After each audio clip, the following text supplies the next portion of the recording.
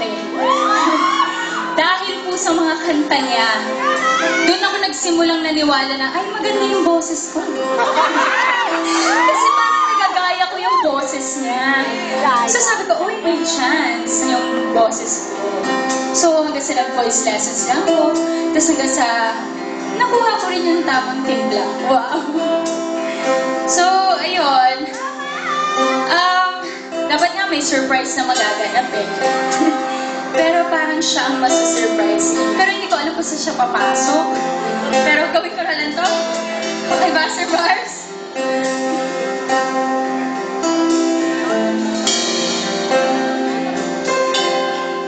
Dahil ba sa kanya